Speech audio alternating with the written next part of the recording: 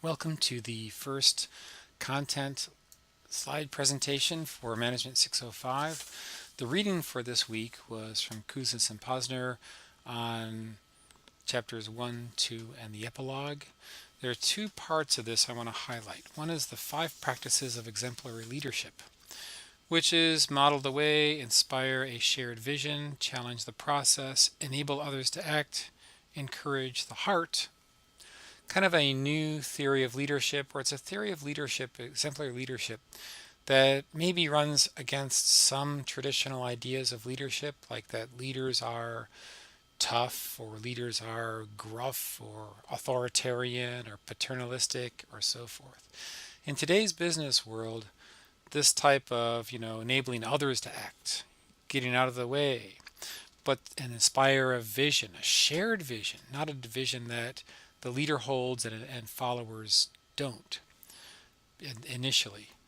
And also encourage the heart. What does that have to do with it?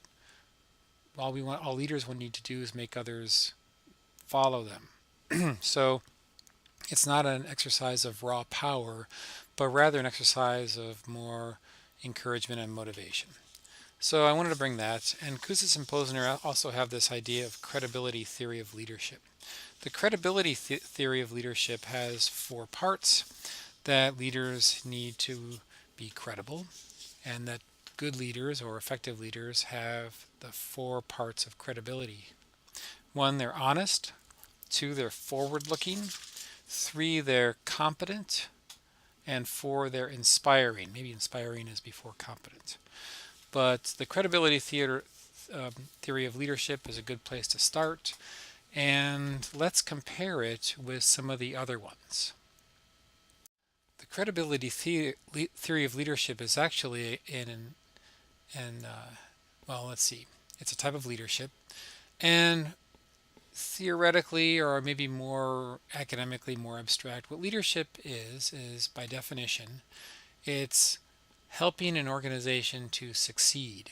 So I have a little diagram here and a definition which shows what I'm talking about. The credibility theory of leadership theory is actually an example of a competency theory. That leaders are born, not made, not quite right, but that what happens is durable characteristics of people explain leaders' success. So, something like being honest, or something like being forward-looking, or being competent, or being inspiring. These characteristics, if you have these characteristics, you will be a successful leader. If you don't have those characteristics, you won't be a successful leader. And it doesn't matter so much how a leader behaves that determines a leader's effectiveness. What matters is whether or not you have these. And it's a very popular way to look at theory of leadership. It's actually not so supported by the research, as I'll get into in a bit. But certainly, there's a distinction to be made too. Are characteristics such as honesty, forward-looking, inspiring, and competent, are they behaviors that you can change on a day-to-day basis, or are they durable characteristics? So let's assume they're durable characteristics. Well, they would be something like personality, self-concept as a leader, drive, integrity, leadership, motivation, intelligence, and emotional intelligence. We have studied those things, and we find that those characteristics do indeed associate with successful leadership. However, some problems, causality. Is it true that those characteristics then cause organizational success, or are they things that we grow into? If you take somebody, make that person a leader, and then and the organization succeeds, does that person then turn around and say, oh, I have a successful organization, now I need to behave like it, behave like a leader? So what came first, the characteristics or the leadership position? Inflexibility. A lot of leaders are honest, that's true, or any other characteristic. But is it always true that honesty is always best? Sometimes a leader may want to be a little bit deceptive or a little bit strategic in the use of information.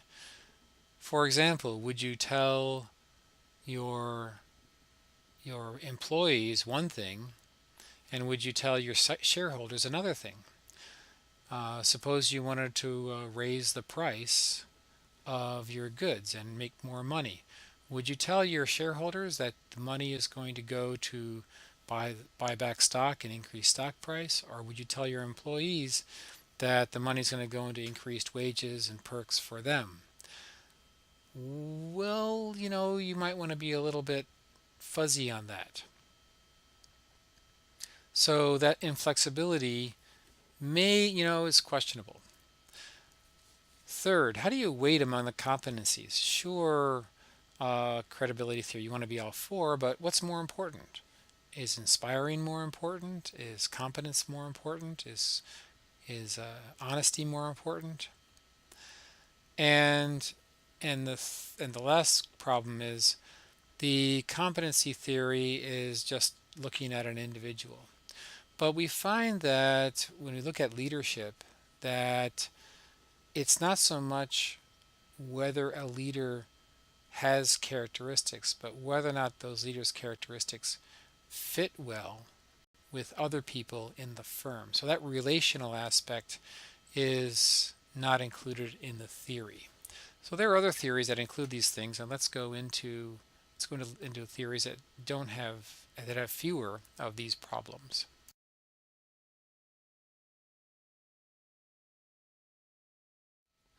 The first theory of leadership I want to bring is the behavioral perspective on leadership. There will be a self-assessment on this with this week's activities. First of all, what the behavioral aspect says is that it's not so much an individual's personality or durable characteristics, but rather an individual's ability to behave in a certain way, a pattern of leadership behaviors, a leadership style. Or in other words, the pattern is not durable. In other words, you treat you appropriately as a leader, behave maybe with a very authoritative way in a conflict situation, but then maybe in a very relational way in another type of behavior when you have a maybe a social situation or a different situation. So leadership style would be a pattern of leadership behaviors.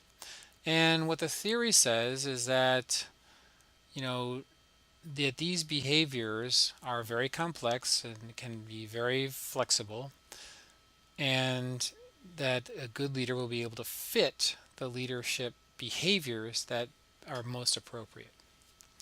Now, the leader behaviors tend to fall into two types of styles. And again, leaders can adopt behaviors in different styles, but the theory says that leaders tend to have a preference for one type of style versus another type of style. The two types of styles are people-oriented and task-oriented.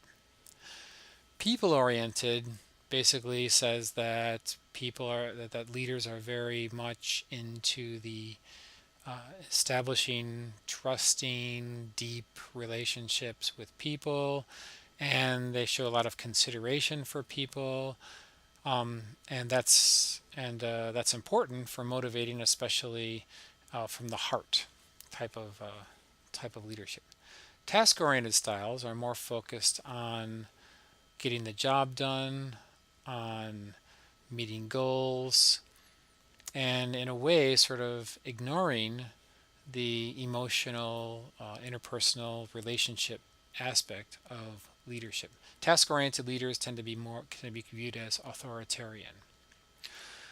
So we have two types of behaviors that are now defined. The self-assessment will do that. Now, the the big benefit of the behavioral perspective of leaders is the behavioral perspective explains why so many different types of personalities.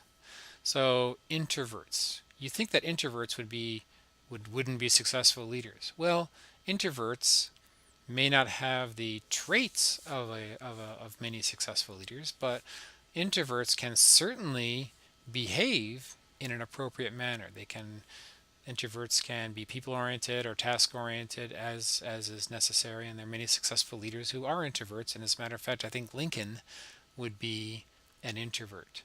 And you can go through a lot of those traits and and say, well, even if you don't have this trait, you can still behave in an appropriate way to again lead to organizational success. One of the problems of the behavioral theory of leadership is to figure out when to use a certain behavioral style. So, if a people-oriented leader might be very good at running a PTA or running a very successful organization or a government agency, but a people-oriented leader may not be very effective at managing in a crisis situation or managing in a situation where the leader is not respected very much by followers, or a situation where dire sacrifice is necessary. Maybe an authoritative leader is good in those. So, how do we specify the contingencies or the situations where a leadership style would be effective? Now, the path goal theory, leadership theory, is the best theory we have. It's pretty complex, so I'm only going to sketch it, but it's a pretty good description of what we need as a leader, of what determines organizational success and leaders' roles in it. So, the leadership styles are, according to path goal theory, can be four types, not just people oriented, not just task oriented, but directive, something like task oriented; supportive, something like people oriented; participative, that means leaders sort of like delegate and allow others to take the lead at some point; and achievement oriented. Achievement oriented has been described as a very aggressive type of leadership where you're constantly taking a very maybe a very capable employee and stretching that employee, giving that employee jobs that that that, that are maybe beyond what the employee thought he or she could do, and they're thereby, you know, accelerating the development of that employee. So if you're stretching your employees, that's an achievement-oriented behavior. So there's four types of behaviors or leadership styles. Now, the, the, the challenge of a leader is to match the behavior with the contingency. Now, there are two contingencies identified in the path goal theory. The first is environmental. So, task structure. So, does the leader have the authority to actually change followers'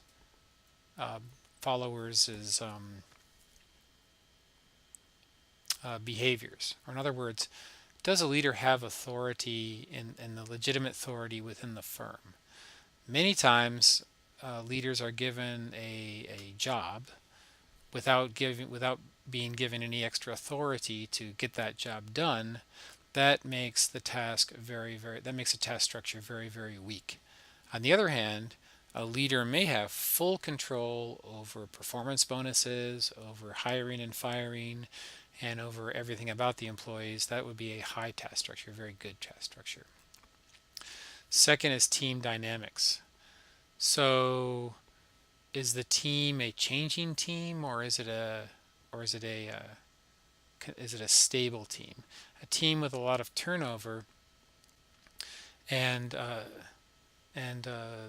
changes will be a more challenging team to situation to deal with.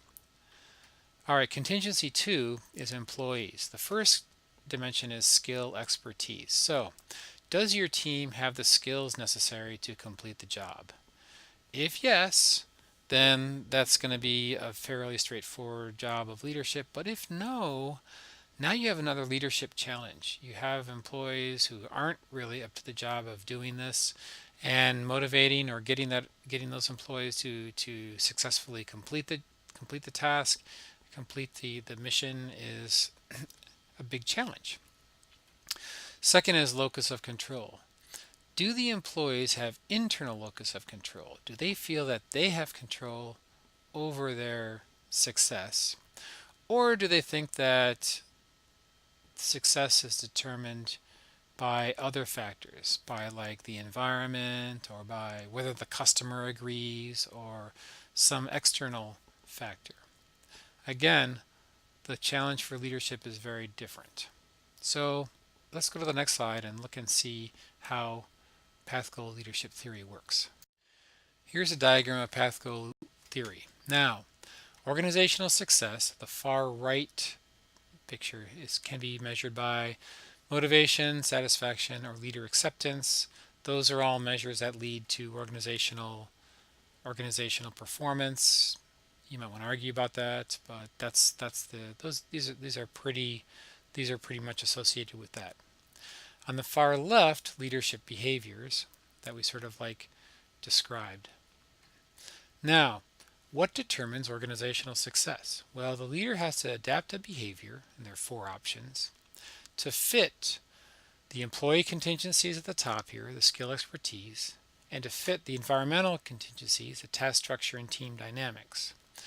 Now, there's a 4 by 2 by 2, 16 different possibilities here of behaviors that fit with contingencies, employee contingencies, and environmental contingencies.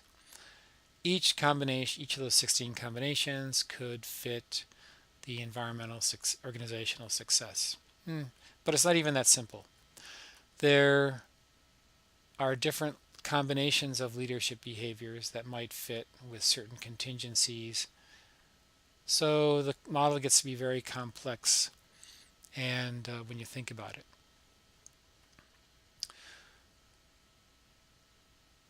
In spite of those difficulties, though, this model has been tested and it has been shown to explain a significant amount of organizational success, and as I said before, it's the best we got. As complex as path goal theory is, as I said, it's a good one, and it's consistent with other ideas of leadership that we have out there. A lot of students that I've taught in the past are very much into servant leadership. That the job of leaders is not to command or dominate the others in the organization. Rather, servant leaders put themselves at a par or even as a serving kind of a profile with followers.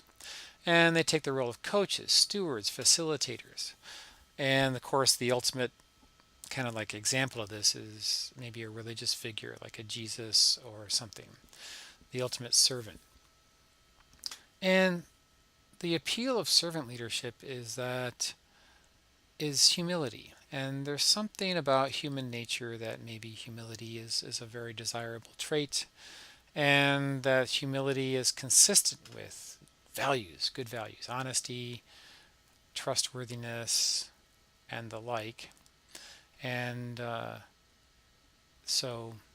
again, servant leadership is very effective. Consistent with path goal theory, servant leadership is sort of a series, you could describe it as a series of behaviors that enable followers to do the right thing, to be the best they can be.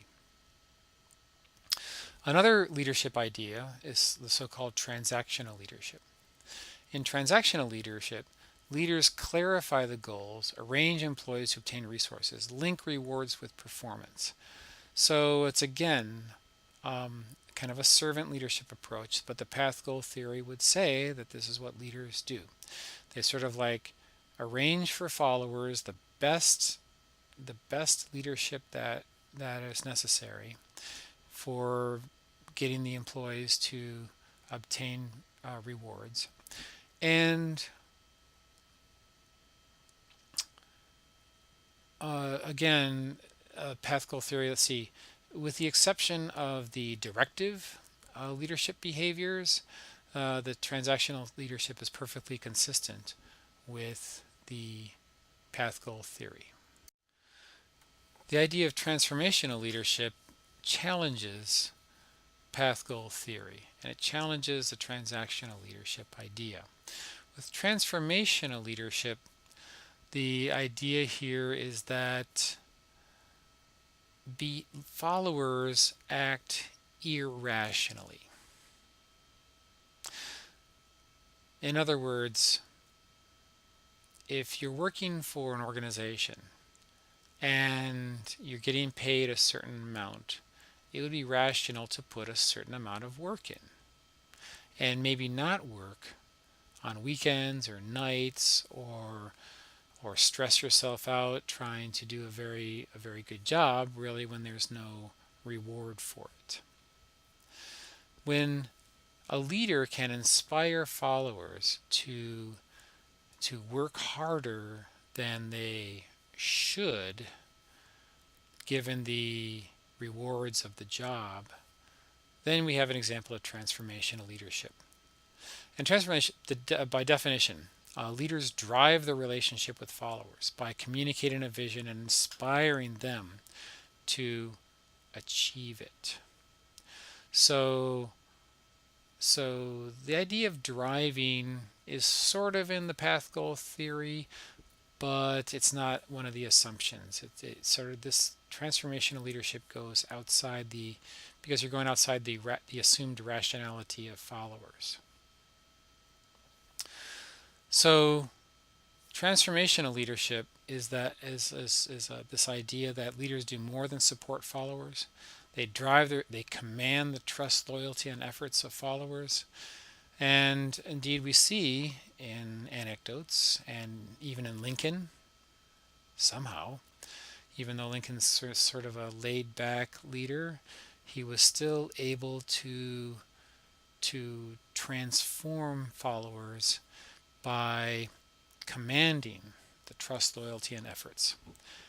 Transformational leadership is probably necessary in a lot of very difficult situations to get something done. So it's a useful approach to leadership. It's a useful idea, and therefore I include it in this show. A very interesting extension of the leadership theory, and perhaps a complement to transformational leadership, is this idea of implicit leadership. You can have a situation where leaders thinking they are in charge is actually counterproductive, especially maybe in some contingencies. If you have an organization that is very competent, an organization that automatically functions well, understands the mission, understands the values, then a leader doesn't have to be very heavy-handed at all. And as a matter of fact, there are some scholars say that leadership is sort of a chimera. Leadership is not really a real aspect of organizations. Rather, it's followers that determine the characteristics of a leader. So, for example, if we see a leader with leadership behaviors like authoritarian, and the organization is very successful, well, the reason that may be true is that the organization's values produce an authoritarian leader. And if a leader acted in some way that was not authoritarian, followers would give negative feedback. They'd stop working. They'd not get motivated. They wouldn't come to work on time, whatever.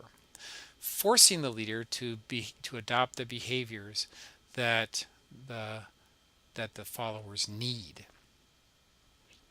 Well, if that's the case, then the causal relationship is reversed. It's not the leader that is responsible for the success of the organization. It's really the followers. And the leadership style is implicit in the values and behaviors of the followers.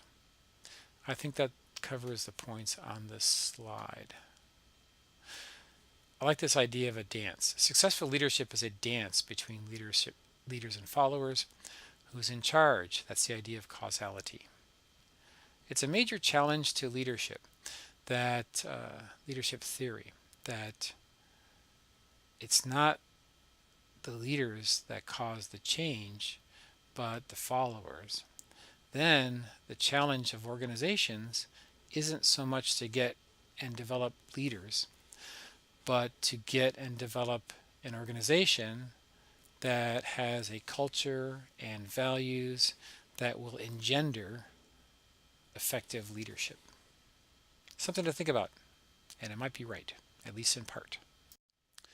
So in sum, these theories of leadership show that leadership is a complex process and we don't understand it well.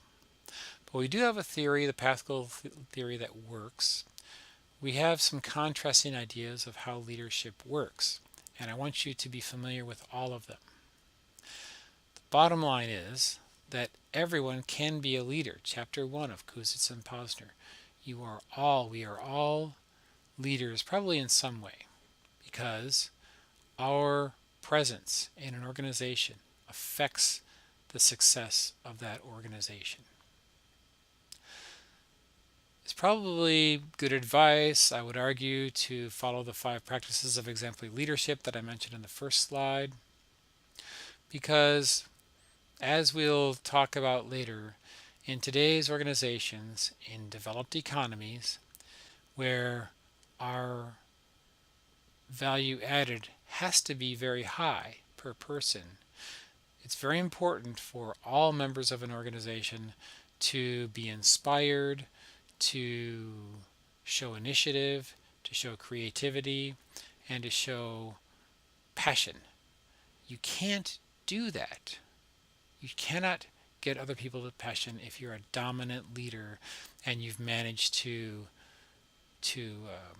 suppress dissent in your organization.